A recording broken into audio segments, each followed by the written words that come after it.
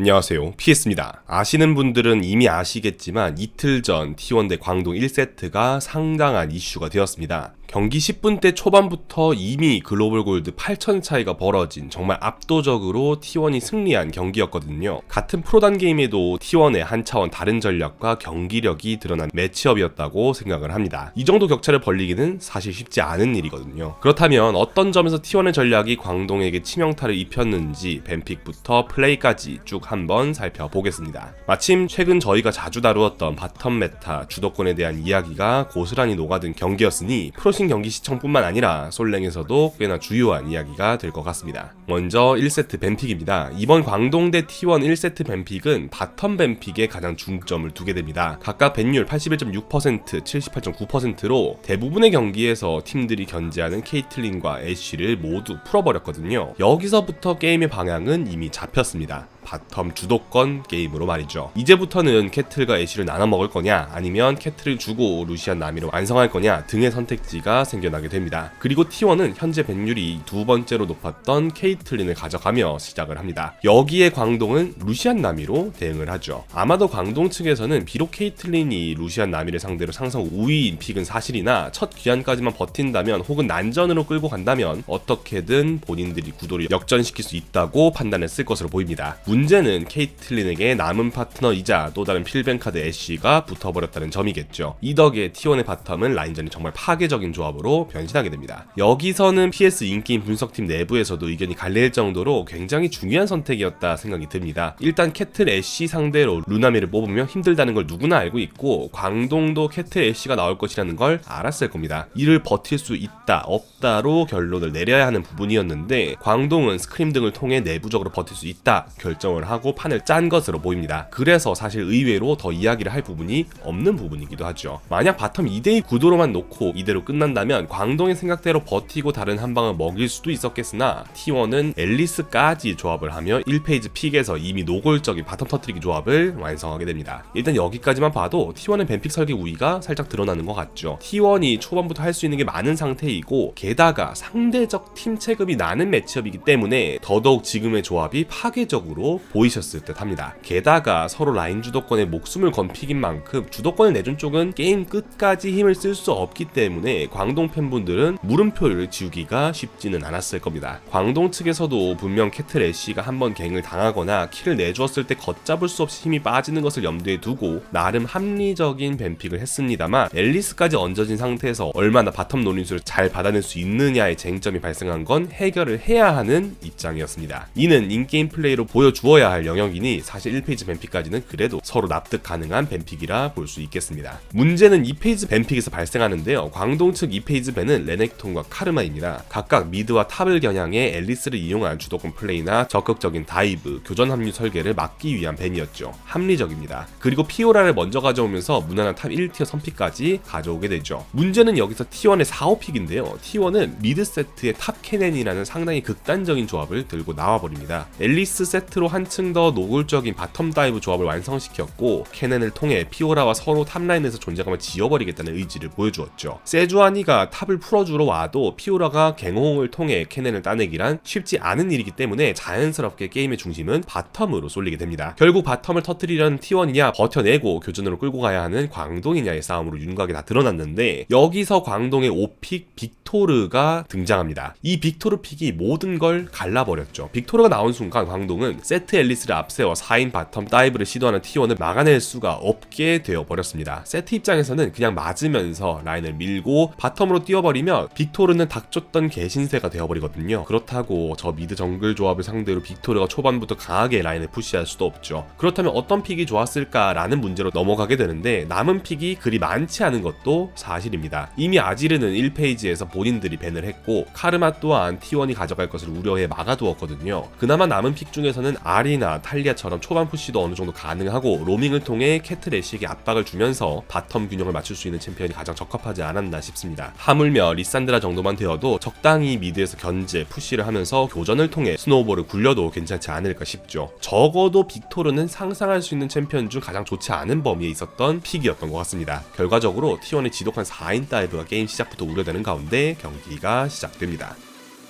T1은 극초반 설계부터 남달랐습니다. 칼날비 애쉬를 앞세워 적 빅토르의 체력을 깎아내고 적 블루 진영으로 들어갈 주도권을 얻어냈죠. 그리고 여기 이 와드를 설치하게 되는데 이 시야 위치가 정말 절묘합니다. 적 세주안이 동선의 위치 그리고 타이밍은 모두 보이면서 적 입장에서는 설치했는지 보이지가 않는 위치였죠. 그리고 초반 인베 주도권을 그대로 앞세워 블루 쪽 카정 동선을 시작하게 됩니다. 물론 광동도 초반 드래곤 와드를 통해 이를 모두 보고 있었죠. 따라서 세주안이도 선 레드 스타트 후 3캠프 3렙 바텀 백업 동선을 설정하게 됩니다. 여기서 오너 선수의 동선이 굉장히 깔끔한데 광동이 와드를 설치한 두꺼비 캠프 대신 늑대를 먼저 먹으면서 위치를 잠시 파악하지 못하게 한 뒤 두꺼비로 내려가게 됩니다. 이렇게 되면서 3캠프 후 즉각 바텀 다이브를 시도할 수 있는 위치와 동선이 만들어졌죠. 그 사이 T1의 바텀 특히 캐리아 선수의 애쉬 플레이가 일품입니다. 1레벨부터 베리어를 사용하면서 암무빙을 한 뒤 W 칼날비 3대를 우겨넣고 주도권을 확실하게 잡아두죠. 이 딜 교환 때문에 웨이브를 건드릴 수조차 없게 되었을 뿐만 아니라 근접 미니언 경험치 하나를 놓치게 됩니다. 애쉬 픽의 이유와 강점을 200% 보여준 장면이었죠. 이제 광동은 잠자코 T1의 대포 3웨이브의 커다란 미니언 무리를 기다릴 수밖에 없는 불가항력의 상황이 되었습니다. 물론 세주안이도 백업을 왔기 때문에 광동도 일단은 버텨보자 라는 판단이 나오게 되죠. 여기서 이 판단의 균형을 무너뜨린 건 바로 페이커 선수입니다. 세트는 빅토르에게 체력 소모를 허용하면서까지 강제로 3웨이브를 밀어넣고 유채아를 키면서 발빠르게 바텀에 합류를 하였습니다. 앨리스의 블루, 늑대, 두꺼비 동선, 바텀 듀오의 다이브를 위한 웨이브 설계, 세트의 미드라인 설계와 유채아를 이용한 합류까지 더해져 적바텀은 1렙인 상황에서 4인 다이브라는 이론상 할 수 있는 최고의 초반 설계가 완성되었습니다. 광동은 불이 나게 강타까지 사용을 하며 라인을 지워보지만 첫 애쉬의 딜 교환 때문에 경험치를 놓친 것이 발목을 잡아 나미가 2렙을 달성하지 못합니다. 포탑의 자동 공격 대상은 대포 미니언인지라 남은 미니언을 처치할 여유도 없었죠. 여기에다가 T1의 다이브 핑퐁도 정말 환상적인데요. 바텀 포탑이 마지막 공격을 하는 타이밍에 맞춰 앨리스가 포탑을 한 대, 이후 무빙으로 빠지면서 케이틀린이 포탑 한 대, 다시 한번 빠지면서 W2G를 채운 세트가 보호막으로 포탑을 한 대, 마지막으로 애쉬가 한 대 맞으면서 도합 4대를 4명이 각각 나눠 맞는 플레이를 보여줍니다. 설계도 완벽했는데 다이브까지 이토록 깔끔하게 해버리니 광동 입장에선 최선의 최선을 다해도 대응이 불가능한 상황이 되어버렸습니다. 물론 여기서 광동의 미드가 합류가 가능했다면, 세트가 없었더라면 하는 if가 생각날 수밖에 없습니다만 빅토르를 뽑은 광동 입장에선 기대하기 어려운 if입니다. 그렇게 첫 다이브가 마무리된 결과는 바텀 CS 15개 차이, 원딜 1렙 차이에 포탑 방패 2개 채굴입니다. 5분도 채 되지 않았는데 골드 격차가 약 1800 골드까지 벌어져 버렸죠. 여기서부터는 T1의 스노우볼 가속만 남았습니다. 곧바로 드래곤을 챙기고 미드 갱을 통해 빅토르의 스펠을 빼면서 미드라인 손해를 봤던 세트의 주도권을 다시 한번 잡아주었고, 이 갱킹 턴으로 만든 미드 주도권마저 다시 한번 이용을 하면서 바텀 4인 다이브를 또 한번 들어가게 됩니다. 여기서 영재 선수의 세주안이도 적 노림수를 모두 알아채고는 있었습니다. 첫 다이브부터 백업을 볼 수 있던 모든 순간에 최적의 백업 위치를 잡고 있었죠. 하지만 이미 무너진 균형이기에 3대4 다이브를 받아내기엔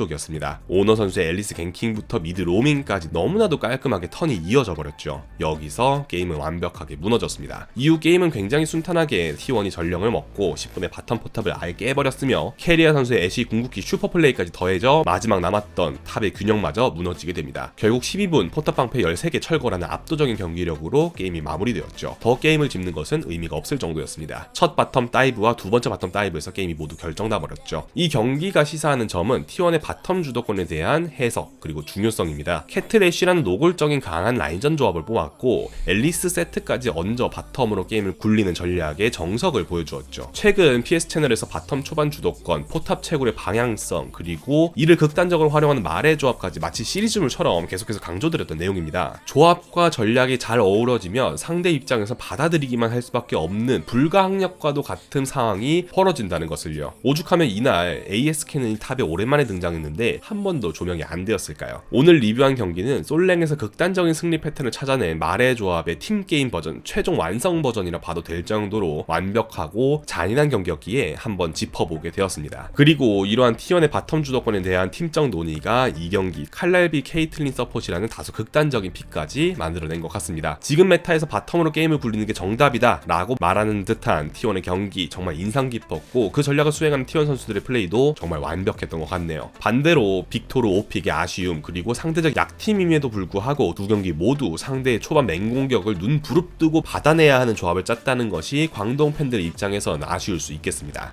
오늘은 T1 대 광동전 1세트를 통해 현 메타가 어떤 모습을 그리고 있는지 확인해 보았습니다. 분명 그 어느 때보다 나오던 픽이 자주 나오는 고착화된 모습을 보이고 있는 메타인 게 맞습니다. 하지만 그 와중에도 색다른 한 수를 꺼내고 승리법을 찾으려는 모습들이 T1을 선두로 있었기에 더 열광하며 우리가 LCK를 볼 수 있지 않았나 싶습니다. 그리고 이제 굵직굵직한 큰 패치가 계속 넘어올 것이거든요. 그 어느 때보다 프로팀들에게 메타 파악의 속도가 중요하지 않을까 생각이 듭니다. 도움이 되었길 바라며 영상 마치겠습니다. 감사합니다.